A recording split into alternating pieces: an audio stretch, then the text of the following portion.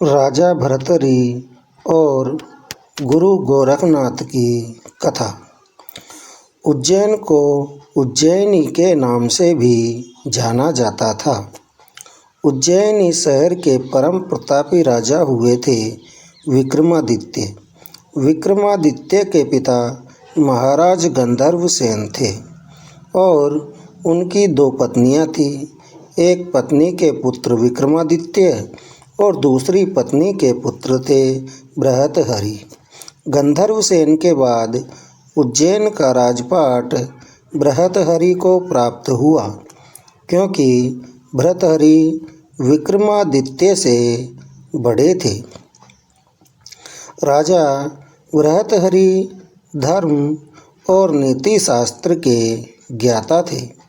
प्रचलित कथाओं के अनुसार बृहत्हरि के दो पत्नियां थीं, लेकिन फिर भी उन्होंने तीसरा विवाह किया पिंगला से।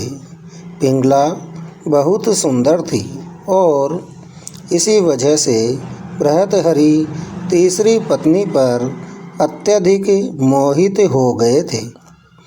कथाओं के अनुसार बृहत्हरि अपनी तीसरी पत्नी पिंगला पर काफ़ी मोहित थे और वे उस पर अंधा विश्वास करते थे। राजा पत्नी मोह में अपने कर्तव्यों को भी भूल गए थे। उस समय उज्जैन में एक तपस्वी गुरु गोरखनाथ का आगमन हुआ था। गोरखनाथ राजा के दरबार में पहुँचते हैं।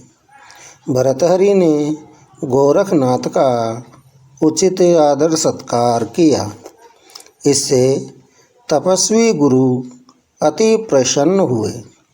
प्रसन्न होकर गोरखनाथ ने राजा एक को एक फल दिया और कहा कि यह खाने से वह सदैव जवान बने रहेंगे, कभी बुढ़ापा नहीं आएगा, सदैव सुंदरता बनी रहेगी।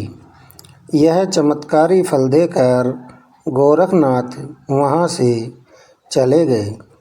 राजा ने फल लेकर सोचा कि उन्हें जवानी और सुंदरता की क्या आवश्यकता है। चूँकि राजा अपनी पत्नी पर अत्यधिक मोहित थे, अतः उन्होंने सोचा कि यदि यह फल पिंगला खा लेगी तो वह सदैव सुंदर और जवान बनी रहेगी। यह सोचकर राजा भर्तृहरि ने पिंगला को वह फल दे दिया। रानी पिंगला भर्तृहरि पर नहीं बल्कि उसके राज्य के कोतवाल पर मोहित थी। यह बात राजा नहीं जानते थे। जब राजा ने वह चमत्कारी फल रानी को दिया तो रानी ने सोचा कि यह फल यदि कोतवाल खाएगा तो वह लंबे समय तक उसकी इच्छाओं की पूर्ति कर सकेगा। रानी ने यह सोचकर चमत्कारी फल कोतवाल को दे दिया। वह कोतवाल एक वैश्या से प्रेम करता था और उसने चमत्कारी फल उसे दे दिया ताकि वैश्या सदैव जवान और सुंदर बनी रहे। वैश्या ने फल पाकर सोचा कि यदि वह जवान और सुंदर बनी रहेगी तो उसे यह गंदा काम हमेशा करना पड़ेगा। नरक समान जीवन से मुक्ति नहीं मिलेगी। इस फल की सबसे ज़्यादा ज़रूरत हमारे राजा को है। राजा हमेशा जवान रहेगा तो लंबे समय तक प्रजा को भी सभी सुख सुविधाएं देता रहेगा। यह सोचकर उसने चमत्कारी फल राजा को दे दिया। राजा वह फल देखकर हतप्रभ रह गया। राजा ने वेश्या से पूछा कि यह फल उसे कहाँ से प्राप्त हुआ? वेश्या ने बताया कि यह फल उसे कोतवाल ने दिया है। भर्तृहरि ने तुरंत कोतवाल को बुलवा लिया। शक्ति से पूछने पर कोतवाल ने बताया कि यह फल उसे रानी पिंगला ने दिया है। जब भर्तृहरि को पूरी सच्चाई मालूम हुई तो वह समझ गया कि पिंगला उससे धोखा दे रही है। पत्नी के धोखे से भर्तृहरि के मन में वैराग्य जाग गया और वे अपना संपूर्ण राज्य विक्रमादित्य को सौंपकर उज्जैन की एक गुफा में आ गए।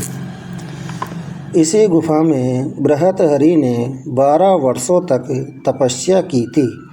राजा भर्तृहरि की कठोर तपस्या से देवराज इंद्र भयभीत हो गए। इंद्र ने सोचा कि भर्तृहरि वरदान पाकर स्वर्ग पर आक्रमण करेंगे। यह सोचकर इंद्र ने भर्तृहरि पर एक विशाल पत्थर गिरा दिया। तपस्या में बैठे भर्तृहरि ने उस पत्थर को एक हाथ से रोक लिया और तपस्या में बैठे रहे। इसी प्रकार कई वर्षों तक तपस्या करने से उस पत्थर पर भर्तृहरि के पंजे का निशान बन गया। यह निशान आज भी भर्तृहरि की गुफा में राजा की प्रतिमा के ऊपर वाले पत्थर पर दिखाई देता है।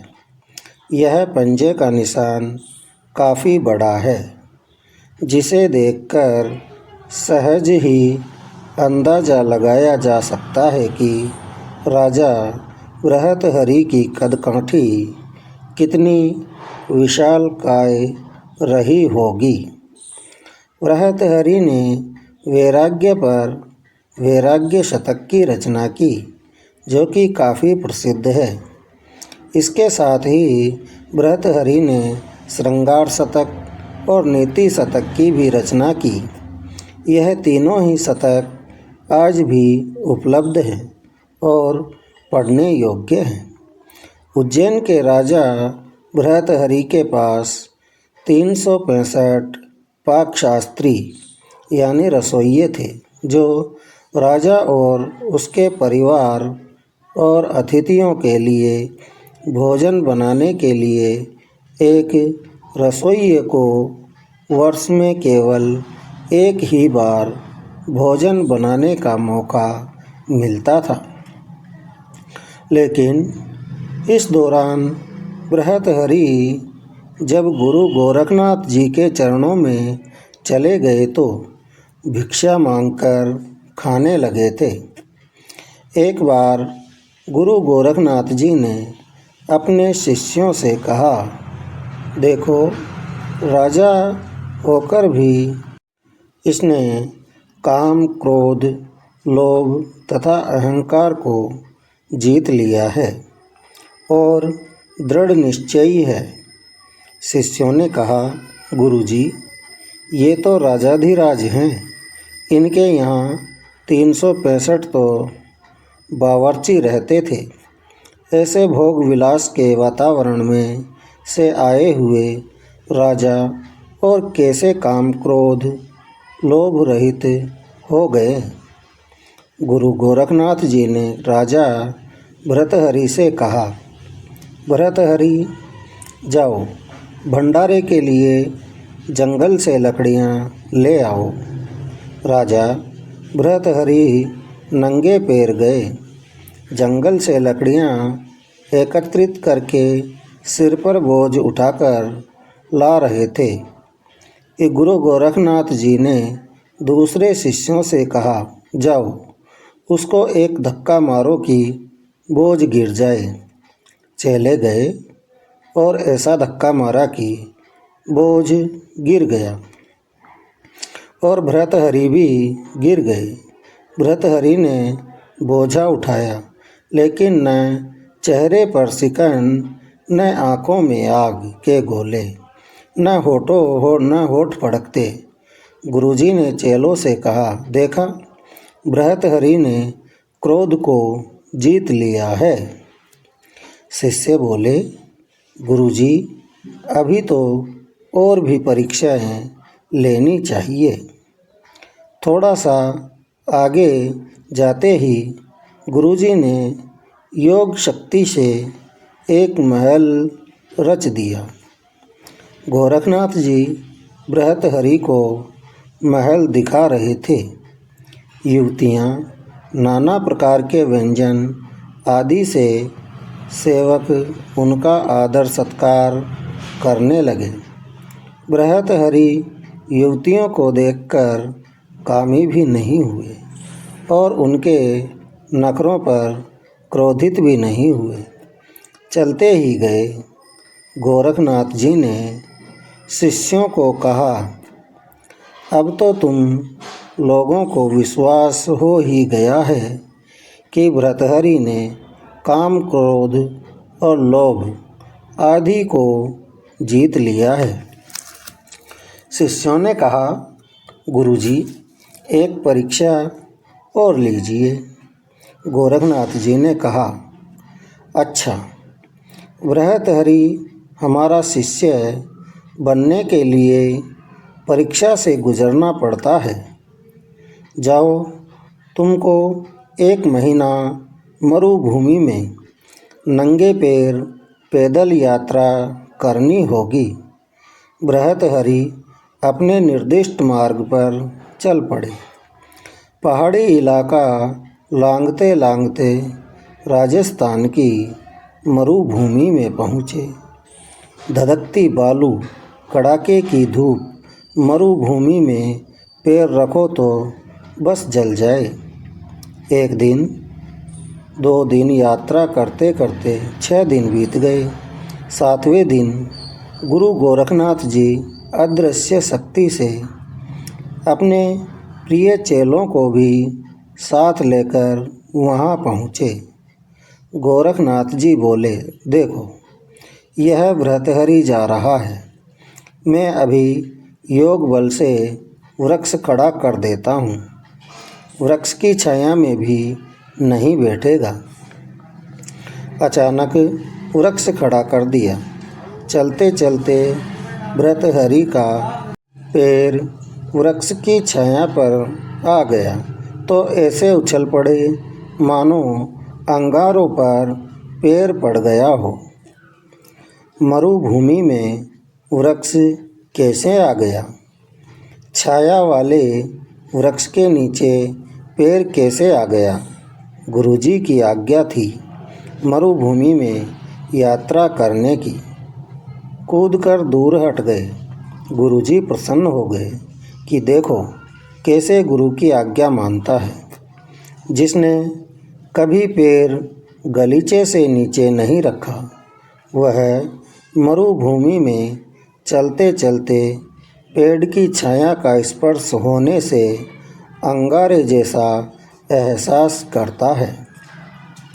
गोरखनाथ जी की दिल में चेले की दृढ़ता पर बड़े खुश हुए, लेकिन और शिष्यों के मन में ईर्ष्या थी। शिष्य बोले, गुरुजी, यह तो ठीक है, लेकिन अभी तो परीक्षा पूरी नहीं हुई। गोरखनाथ जी भर्तृहरि से रूप बदलकर मिले और बोले, जरा छाया का उपयोग कर लो। भर्तृहरि बोले, नहीं, मेरे गुरुजी की आज्ञा है कि नंगे पैर मरुभूमि में चलूं। गोरखनाथ जी ने सोचा, अच्छा, कितना चलते हो, देखते हैं। थोड़ा आगे गए तो गोरखनाथ जी ने योग बल से कांटे पैदा कर दिए। ऐसी कंटीली झाड़ी की कंथा अर्थात फटे पुराने कपड़ों से जोड़ा हुआ बनाया वस्त्र फट गया। पैरों में सूल चुभने लगे, फिर भी भर्तृहरि ने आह तक नहीं की। भर्तृहरि तो और अंतर्मुख हो गए। यह सब सपना है, गुरुजी ने तो जो आदेश दिया है वही तपस्या है। यह भी गुरुजी की कृपा है। अंतिम परीक्षा के लिए गुरु गोरखनाथ जी ने अपने योग बल से प्रबल ताप पैदा किया। प्यास के मारे बृहत्हरि के प्राण कंठ तक आ गए। तभी गोरखनाथ जी ने अपने अत्यंत समीप एक हरा भरा वृक्ष खड़ा कर दिया, जिसके नीचे पानी से भरी सुराही और सोने की प्याली रखी थी। एक बार तो बृहत्हरि ने उसकी ओर देखा, पर तुरंत ख्याल आया कि कहीं गुरु आज्ञा भंग न हो जाए। तो उनका इतना सोचना ही हुआ कि सामने से गुरु गोरखनाथ आते हुए दिखाई दिए। बृहत्हरि ने दंडवत प्रणाम किया। गुरुजी बोले, शाबाश बृहत्हरि, वर मांग लो। अष्ट सिद्धि दे दूं, नवनिधि दे दूं। तुमने सुंदर सुंदर व्यंजन ठुकरा दिए। युवतियाँ तुम्हारे चरणों पखारने के लिए तैयार थी, लेकिन तुम उनके चक्कर में नहीं आए। तुम्हें जो मांगना है वो मांग लो। बृहत्हरि बोले, गुरुजी, बस आप प्रसन्न हैं, मुझे सब कुछ मिल गया। शिष्य के लिए गुरु की प्रसन्नता सब कुछ है। आप मुझसे संतुष्ट हुए। मेरे करोड़ों पुण्य कर्म और यज्ञ तप सब सफल हो गए। गोरखनाथ बोले, नहीं बृहत्हरि, अनादर मत करो। तुम्हें कुछ न कुछ तो लेना ही पड़ेगा, कुछ न कुछ मांगना ही पड़ेगा। इतने में रेती में एक चमचमाती हुई सुई दिखाई दी। उसे उठाकर बृहत्हरि बोले, गुरुजी, कंथा फट गया है। सुई में यह धागा पिरो दीजिए, ताकि मैं अपना कंथा सी लूँ। गोरखनाथ जी और खुश हुए कि हद हो गई, कितना निरपेक्ष है। अष्ट सिद्धि नवनिधियाँ कुछ भी नहीं चाहिए। मैंने कहा कुछ मांगो तो बोला है कि सुई में जरा धागा डाल दो। गुरु का वचन रख लिया, कोई अपेक्षा नहीं। बृहत्हरि, तुम धन्य हो गए। कहाँ उज्जैनी का सम्राट नंगे पैर मरुभूमि में 1 महीना भी नहीं होने दिया, 7-8 दिन में ही परीक्षा में उत्तीर्ण हो गए। इस प्रकार राजा भर्तृहरि और गुरु गोरखनाथ की कथा यहाँ पूर्ण होती है। इस प्रकार की और कथाएं सुनने के लिए हमारे चैनल को लाइक करें और सब्सक्राइब करें।